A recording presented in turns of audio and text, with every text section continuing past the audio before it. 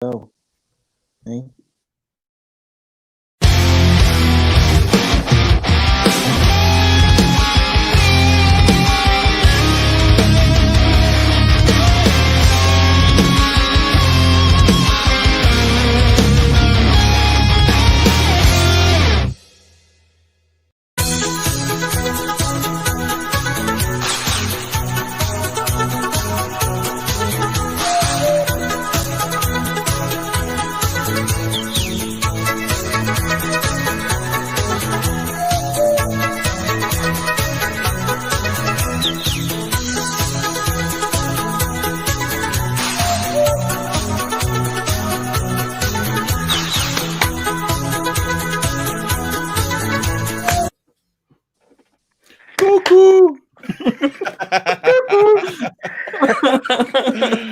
Oh, I love it, Hoss. Can you tell I've not been at work today? Yeah, we get this now every Wednesday evening, don't we? Lying on bed, scratching your balls all day, making up silly little things like that. Excuse me, that's not silly. I thought that was genius. I loved it. So if anybody hasn't seen our podcast or listened to our podcast this week, you will love the fact that Mark pretty much talks about birds and ornithology about 95% of the podcast. Yeah, and I will say as well, I have got something to tell everyone. Yeah? Oh, yeah. This is not the podcast. No, I know. It actually gets better. All right. So you need to listen to our weekly podcast on reptileandchill.com, Spotify, or Apple Podcasts. Many people think. A lot of people think this is the podcast. It's not. This is just a little snippet, live show of people that we've had on the podcast showing off their animals. Yeah. And when you go and listen, what do they need to give us?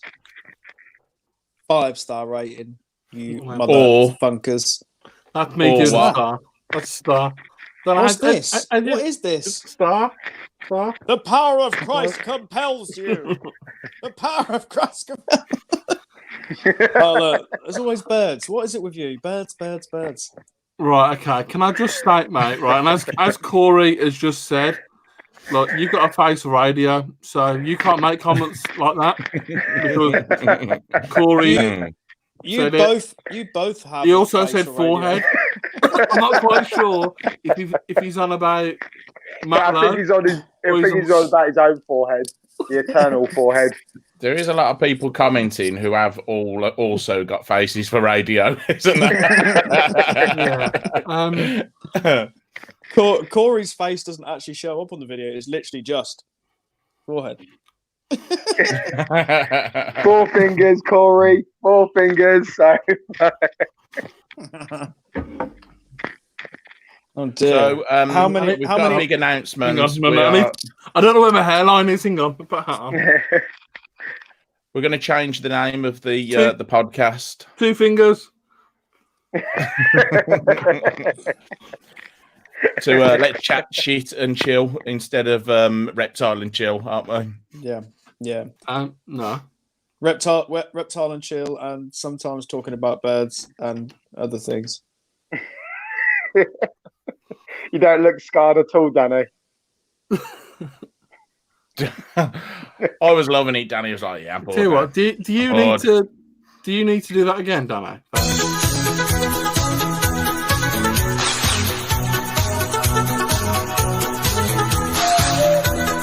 It's his face, you see.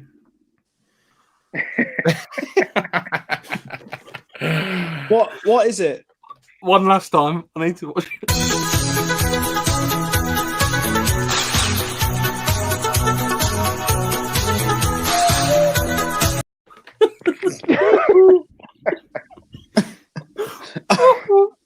I feel I'm really pissed off that I can't hear that. And I got a funny feeling you've muted it for me on purpose, haven't you? Oh, it's brilliant. Right. Absolutely super. Please Chloe, tell me that. No problem. Please tell me that's me. Please tell me it's me. Is it me? What? It's Doing just the you that sound. can't hear it.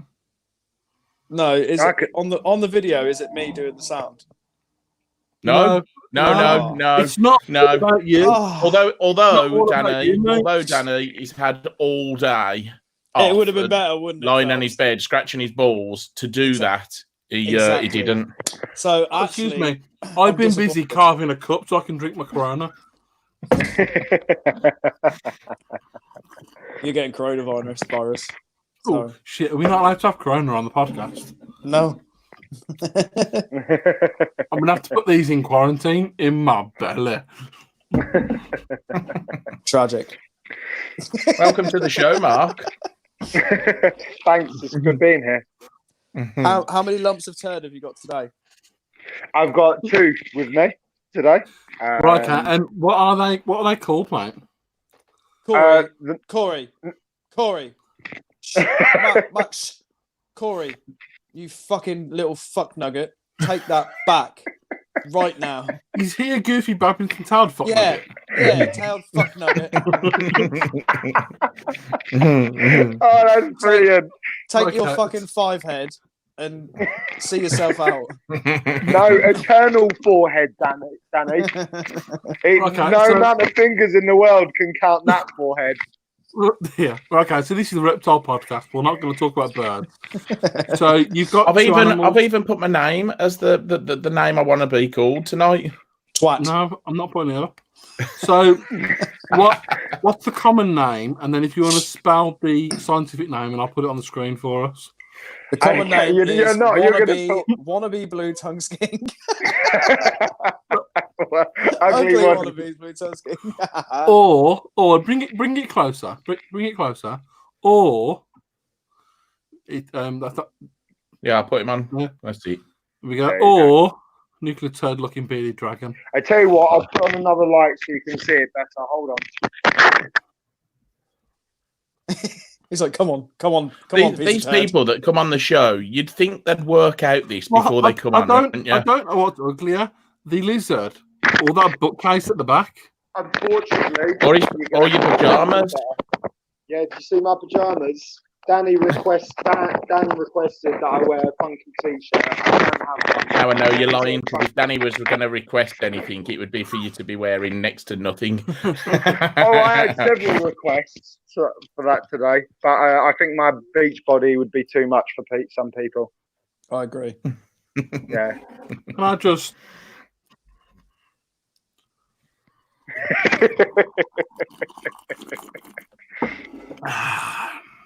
It's fucking wrong. I do. What am I doing here? What am I doing here? Tragic. Fucking so fucking tragic. Literally, like someone's done a shat on your table. Yeah, I love that's exactly what I've done. I love the way you put them on the table and they're just like, ugh. All right. They haven't moved. I'll just sit here then. Cool. And, Okay, the funny thing is, you're like, GTPs are shit because they don't move. Really? Well, these actually do something, Danny. Do they? What? They flick their tongue out Hey. and look like turds. Mimic turd. Yeah. Well, they're very widespread across Australia, so they're doing something right. Yeah, do you know what? That one's called diarrhea. Surely he's moving. Can you see them? Okay. Like, can you get the detail on their faces? No, we can't. They haven't got faces. Oh. I can see them about as clearly as I can see the turd in my toilet. Oh.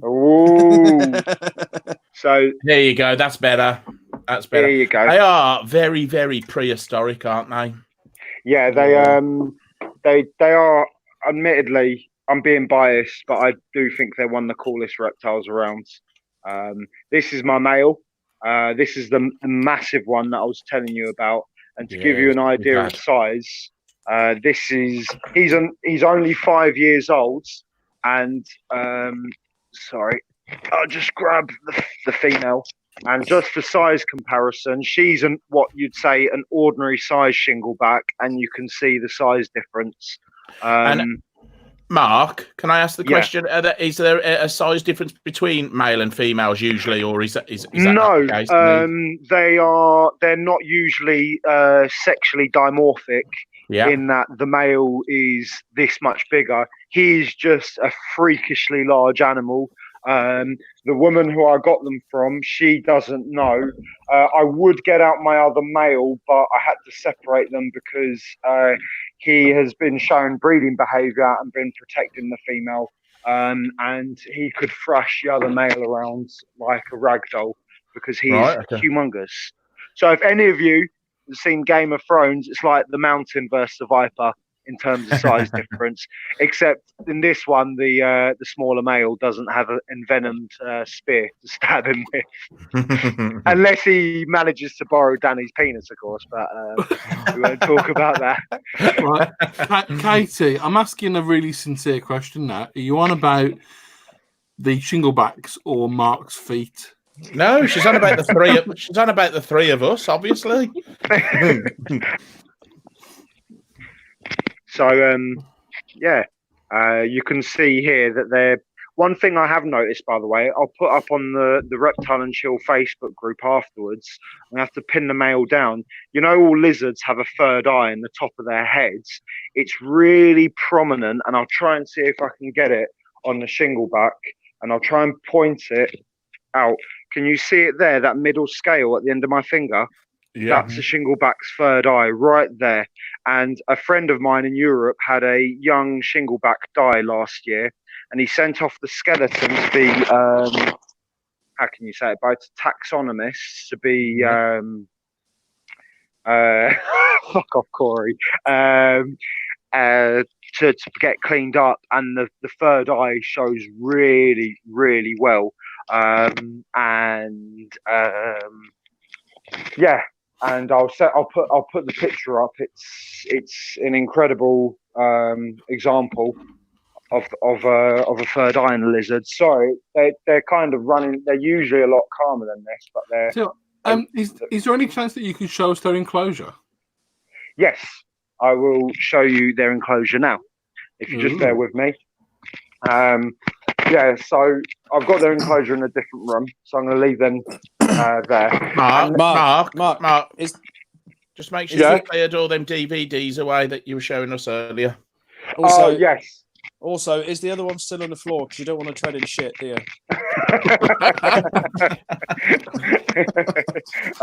and Mark, very funny, lady. Sweetheart, Mark. Yeah. Can you turn your phone around the other way, please? You want? Here you go. Turn your phone round. Landscape, not portrait. Oh yeah. Oh my God. He will actually cry. So their lights have just switched off. So I tell you what I'll do. I'll mess around with their. So are these a breeding pair, mate? Yes, they're only 5 years old. They can take a while to get to sexual maturity. They can live. I touched upon it on the other show. They can live up to. All I can do, Danny, is laugh. Sorry, I'm just messing around with the. Oh, for God's sake.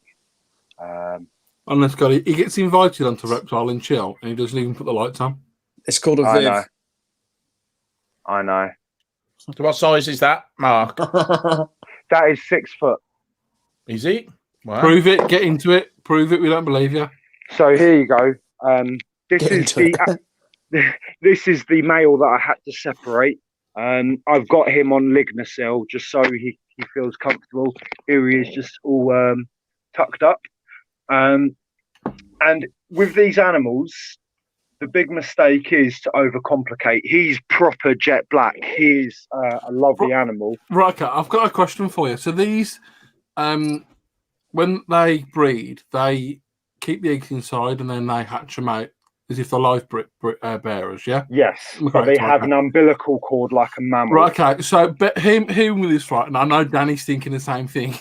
Right, so when they're bred, right, do you have to be really careful when you like your spot cleaning because you might pick up a piece of shit? No, because the baby. I'm being serious. No, the babies are a third the size of the mum. Yeah, but I'm not being funny, but that thing shits. It's gotta have a big poo, surely. No, they're they're desert species, so they when they poo, it's not often. Well, I suppose they don't breed very often either, mate. You see what I'm saying No. with this? I don't. Okay, I'm not sure.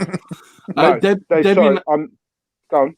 Debbie Nash would like to know where they are from. They're from Australia, and one thing about their breeding, which is which people seem to think, and you hear this myth about them all the time, is that they mate for life.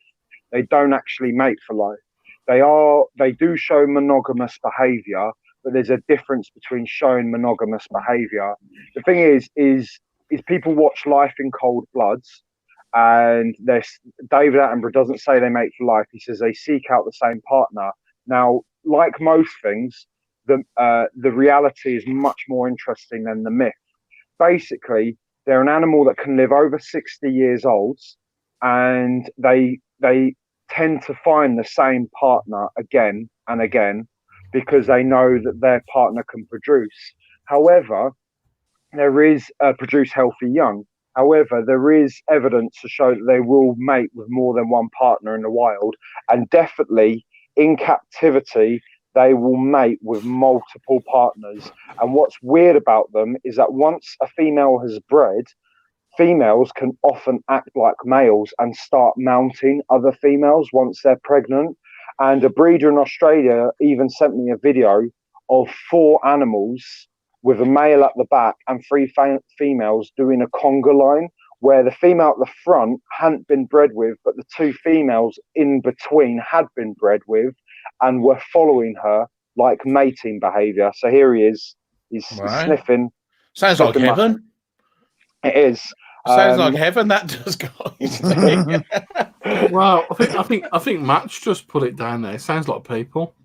Yes. Or Ian, lizard orgy. Exactly, like a lizard orgy. And so it totally throws this kind of mating for life that you hear people say. And would you say, and I don't know if you know the answer to this, Mark, is that to sort of like put other females off or quite possibly try and so they don't get pregnant, so they're the only babies that are around, which will give them yeah, exactly. Not cock blocking, but vagina blocking, basically. Yeah, vagina blocking. Is that worse than cock blocking? No, because as a male, you can always go around and slip a sneaky one in, I guess. You know, when your girlfriend's not looking. We don't. Reptile and Chill doesn't condone that. No, stop thinking. Totally. Yeah. Nor does Mark Patrick, but I can't speak for my lizards. Look at that little face. Look at that. See, they are they're super docile, aren't they, mate? They are. It's funny because a lot of people in this country and the States will have experience with Indonesian Taliqua. So the Indonesian, I don't know. The real blue tongue skinks. And it's weird because blue well, all Australian blue tongue skinks, including Northerns and Easterns, tend to be a lot calmer than their Indonesian. And Shinglebacks are up there as really super calm. And what's great about this species, I think, is that, as I was saying, they are very easy to keep. As you can see, this is a super setup. This was a temporary one because I had to separate him because the large male, as I said, started putting the smackdown on him. So even though he's a big boy himself, he would have got thrown side to sides by the big boy. So I had to separate them. But this is, Lignocell, which you buy from any shop, and easily keep humidity down to a low, 40%. Here you go, 39. You just don't spray them. You just don't really leave water. In here, I did have sand, but sand, is not great. It makes the animals dusty, gets up their nose, gets between. So I'm eventually change it to cocoa husk, but cocoa husk is great. These are eucalyptus leaves that a bit of enrichment I ordered off the internet, dried them out. You can see a bit of cork bark. I've still got a lot of work with this vivarium to how I want it to look at the moment. The problem is with shinglebacks is that they're so strong, especially at big male. He'll move that around like no problem, and you don't want to make things too high for them because they like to climb, but like they're the worst climbers in the world. It's Hoss. I can't possibly comment. What? Hoss is a shingleback. You heard. You know what? Right, Ian. Right, again.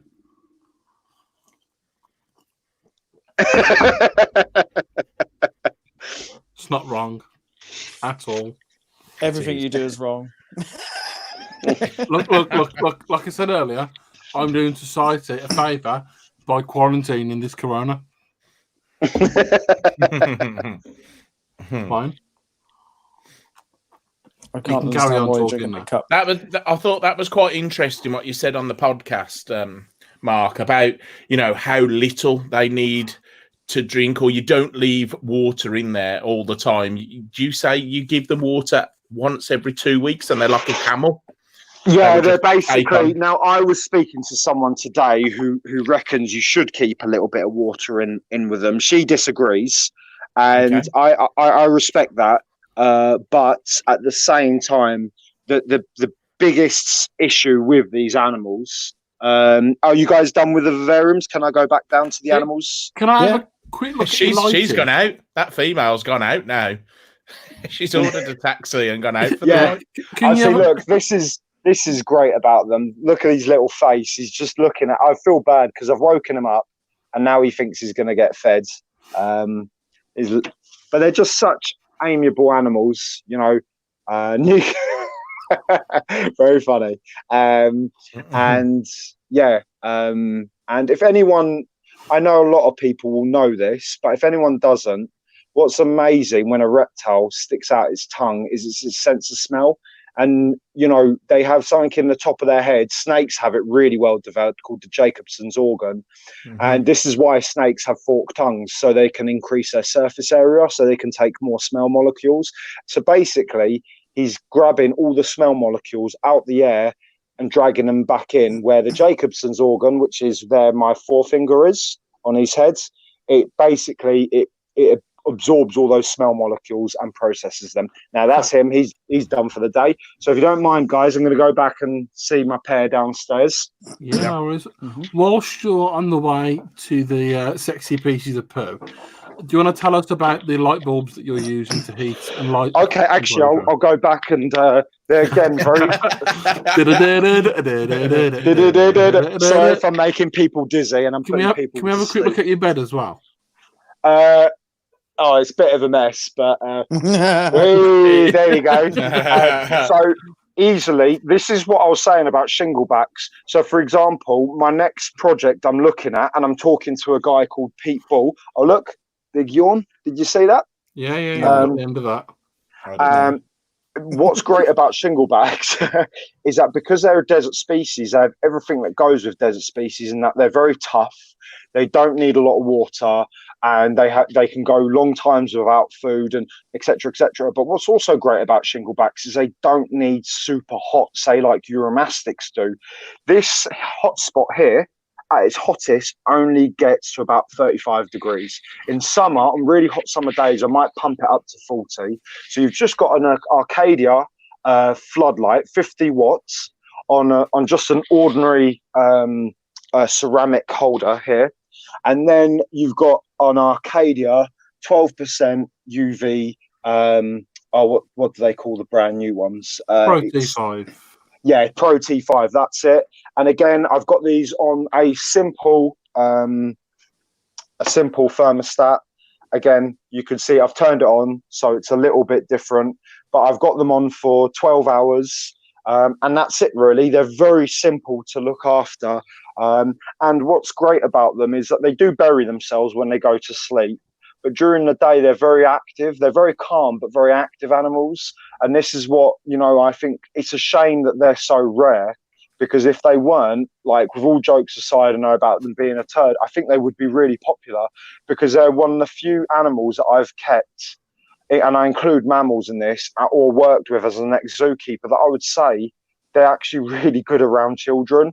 I had my first male. Okay, he was an exceptionally calm shingleback. He used to fall asleep on my lap all the time on my chest if I was on my bed sleeping.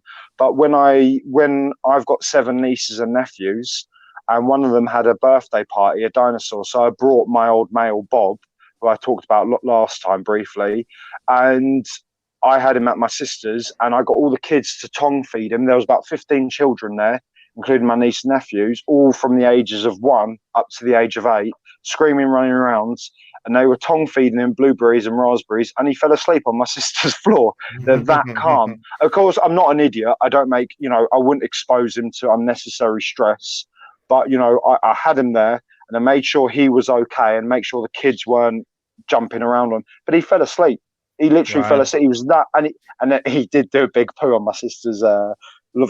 Fortunately, it was a wooden floor, so it wasn't a carpet. He actually, Bob was a female, and he actually gave birth. So, any more questions about the Viv? Any more? These, by the way, these are brilliant. These are from Ridgeway Exotics.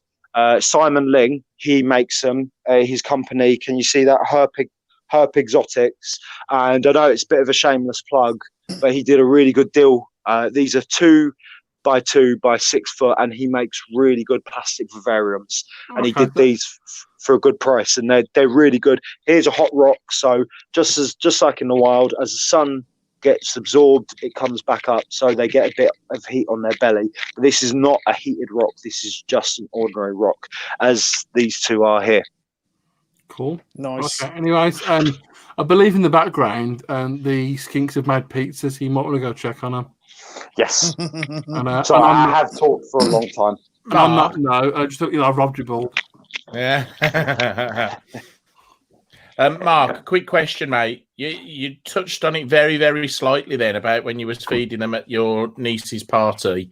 Yeah. What's their dietary requirements, mate? Well, this is again another great thing about them is that a lot of Taliqua are. I'm just trying to locate them. There we go. The male's behind the sofa and the female's behind the TV. No, they're not in the toilet. Here you go. Here's the male. They are primarily vegetarian, but what's great about them is that they unlike you get a lot of strict vegetarian reptiles out there, but these guys will literally eat anything. So it's so easy to be creative with their diets, and because there's a lot of rabbits in Australia, invasive species, they eat rabbit foods, and a lot of people. What's interesting? A lot of people feed Taliqua cat and dog food. I don't think that's the best diets. I think to give them general Taliqua is to give them vegetables and bugs. And it's funny because a lot of people in Australia for years fed shinglebacks, as they are a Taliqua, dog food, because they went on the assumption that they ate rabbit carcasses. But a paper was done a couple of years ago which actually showed that they eat less protein than people realized, and most of their protein they get is actually from bugs. Because my friend who sold these to me, she has an amazing reptile collection and she travels all over the world. And she is an amazing woman. If she's at the next Stoney, I'll introduce you guys. She's got the most amazing collection. And she said that when she saw shinglebacks in the wild, I was actually talking to her today about it. She saw most of them around rubbish tips, and you pull these rubbish tips over, and there's loads of big roaches, and you see these guys just chasing these roaches. But going back to their captive diet, I feed them a lot of vegetables. They eat mostly fruits and vegetables, and it's so easy to get creative with that. And they love butternut squash, which is good for them. You've got to be careful because it's high in carbs. And like savanna monitors, they can get really, really fat. And this tail, as I said, shouldn't be any bigger than this. He's about as big as they should get in terms of fatness. I'm actually probably might put him on a bit of a diet. And I put myself on a diet. And that's where their fat reserves are, mate, in the tail. Yes. And that's right. Shape Yeah, that way. exactly. Like, come here. Stop being a little. Come on. Look, Shit. you see his tail. Say it. He's going to say it. You hear Little that? Stop shit. being a little shit. I was. But look, it's exactly the same as like a camel's. That's a fat reserve. And that's because the best way to keep these animals is like how they in the wild. And they actually brumate. They actually brumate in the wild for like 3 months. You can still offer them foods, but they tend not to. They might pick at it. Sorry, I'm taking a long time to answer your question. No. Carry on, mate. Carry on. Can you leave it on the carpet for just 1 second, though, mate? Because I also have a theory. Look, guys, look at that right now. It's a poo. It is definitely a poo. Yeah. You were found the penis. Was that one you did on the carpet earlier and then shaped it, mate? You... Oh my god, it's uncanny.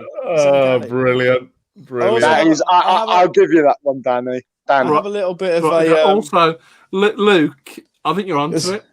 Right, so I think now I'm not even joking, but if you struggle feeding them, if you get one of these and just put inside the food, then and if it doesn't want to eat, you just hit it with it.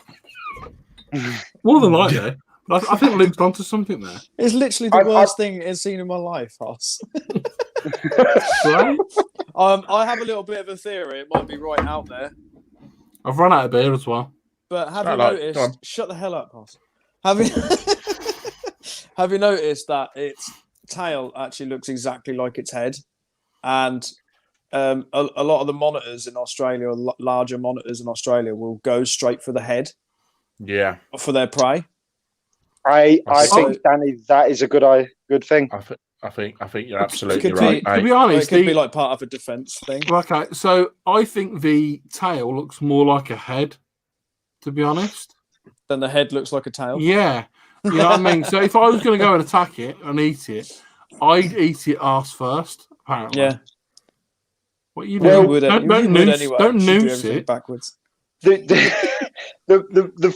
thing is with that is that this is an eastern shingleback. There's only one species, Taliqua rugosa, and it's split into four subspecies. You get the two main subspecies are eastern and western, but the two other subspecies are the Taliqua rugosa paliara, which is, oh my God, I forget the English name, but the most beautiful, the smallest subspecies is the Rottnest Island, Taliqua rugosa kinwari, and they are small. They're about half the size of this male, and they're small and emerald and green.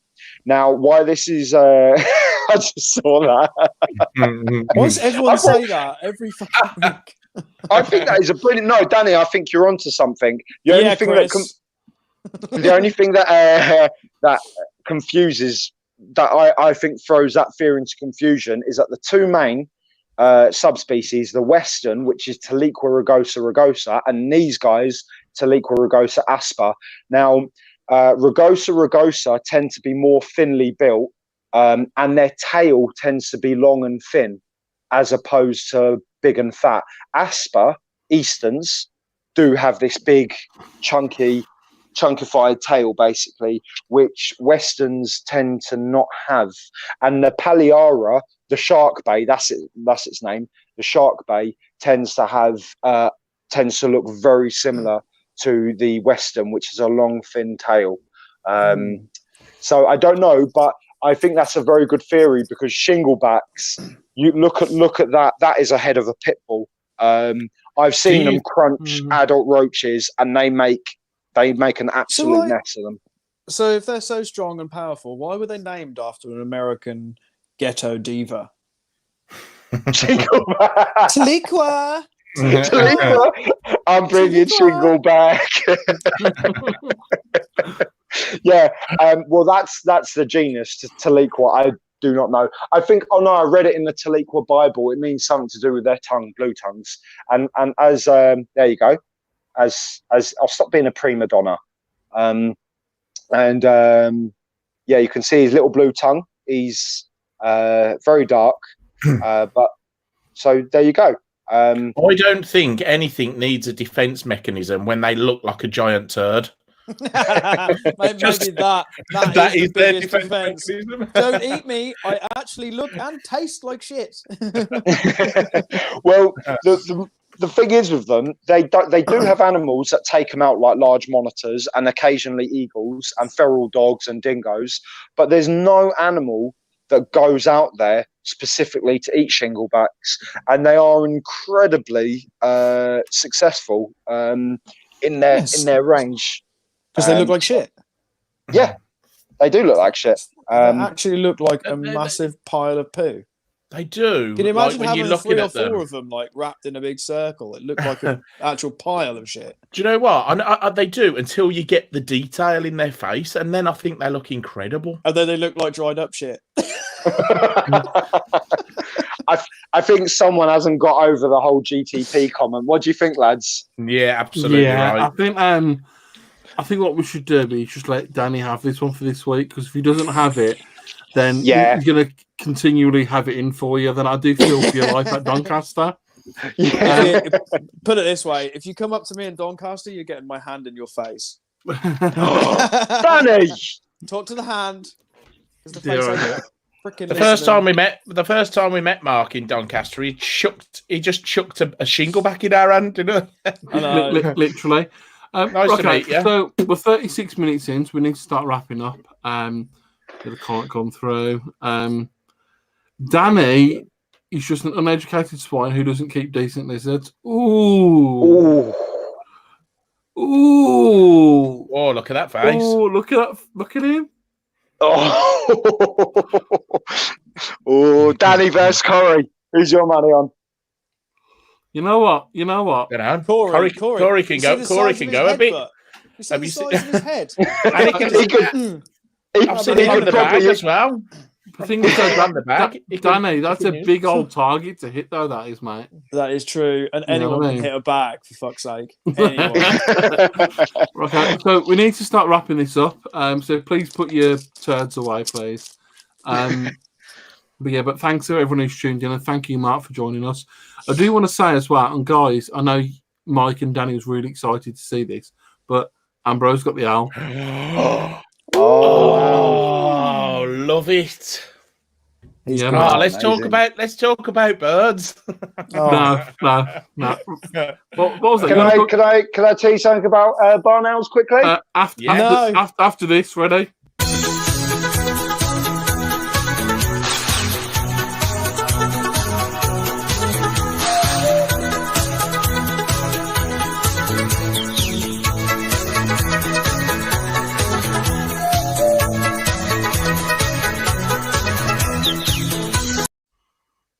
I can't believe they're miming like to cuckoo sounds, bird sounds, like as though they're actually doing it. It's like sounded like our last podcast.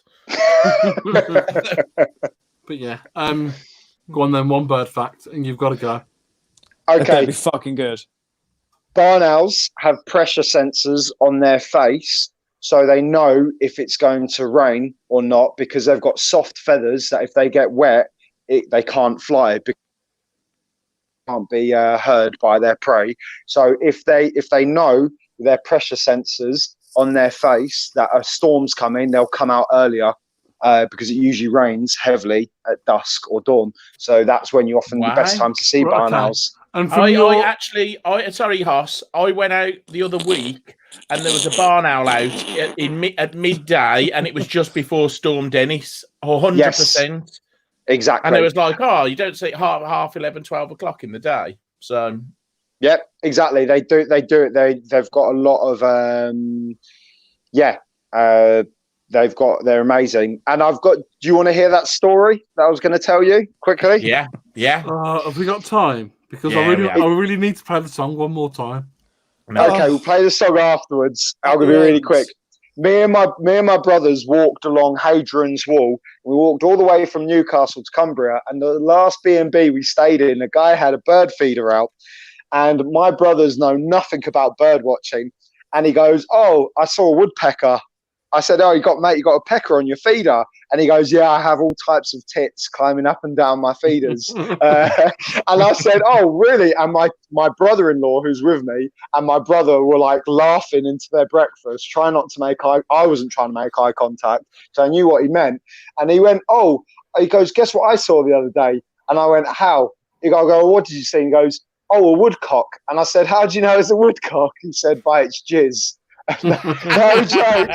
No joke. The word jizz is an actual word to identify birds when they fly that bird watchers use. You go, "How was it a green woodpecker? Because of its jizz. How was it a woodcock? Because of its jizz." I just thought I'd leave you on that one. So I knew Danny would appreciate that.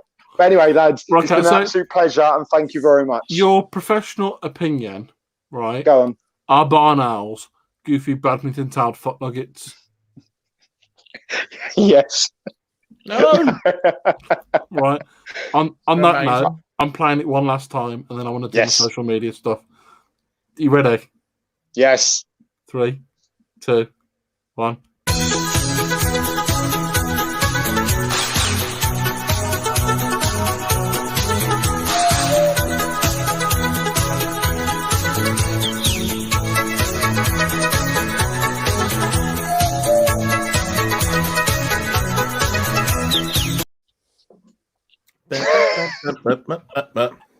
It's horrendous. It's horrendous.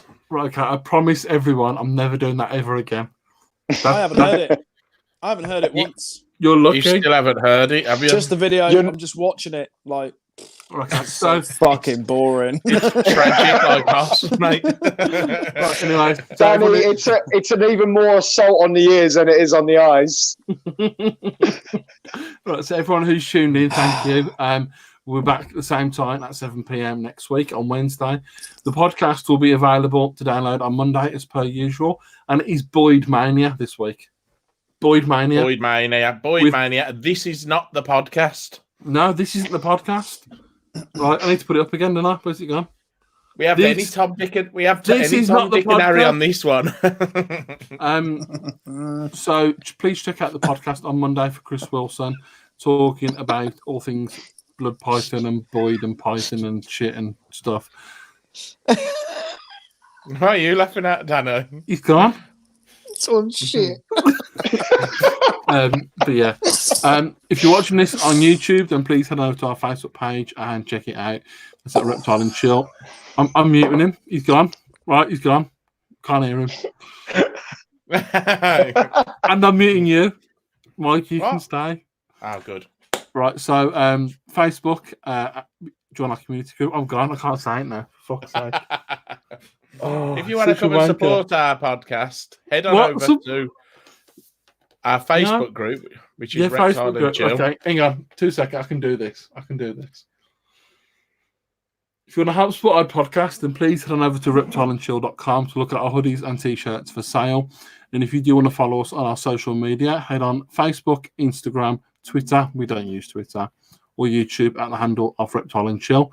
If you want to become part of our community, then go onto Facebook, type in Reptile and Chill Community Group, click join, and we will, he's a bastard, we will hit you on. And that is about it for this week. Danny, you are an absolute, you are one of them.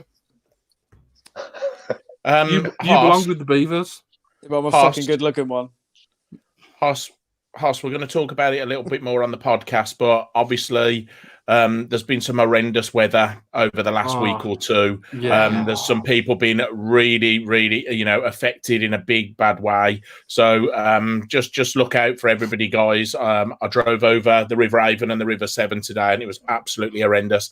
I know down in Wyke, it's been really bad. I checked in on Dave Howard earlier, make sure he was okay. Tarek, I know his veterinary practice has been affected. So if we can help and support the guys affected, then let's do that. Yeah, just keep safe. If you do live by water, then I was affected. You're not affected. You're a beaver. Twice. I was affected twice. You're a beaver. You can swim. Leave it out. Well, do you know what? The road flooded up the road, so I had to take a detour. Pissed off. Trust me. and then what was worse is the wind was blowing so hard, it messed my hair up. Oh, that's the worst one. Right. So, And do you know who I blame? Do you know who I blame, Danny? Mark. Hoss. Apparently, if we had more beavers, we wouldn't have so many floods. We wouldn't. There'd be protected areas. No. We'd have less oxygen and we'd all die. Pollution. Anyways, 3, 2, 1. Hang on a second.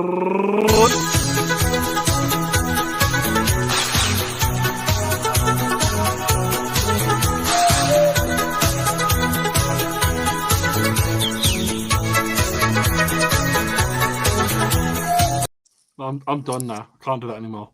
Oh, we're still here. Yeah. Oh, See you guys next week. Mark, thank you for coming on. Love you. Thank you, guys. My pleasure. Love you. Bye. love you. Bye. Bye. Love you. Bye. Love Say it you. back. Love I'm you. trying to. Bye. Love. That's the first. That's got to be a tenner. That's Did got to he be just a tenner. blow us? He just blew He us out. literally blew us off. Tenner. He's one of them. He can't say it. He can't show his affection, can he? I reckon all the guests should let us know. We should have a vote on what we should do. I say think tenner for charity for that. Right, tenner to charity, and everybody should post "Love You Bye" on his timeline. Or tenner for charity. That's the easy one, right? Or we can go to Doncaster with 3 rolls of gaffer tape and attach him to a pole. Yeah, And steal his skinks. I don't want those pieces of shit. That's true. Yeah. I shit enough.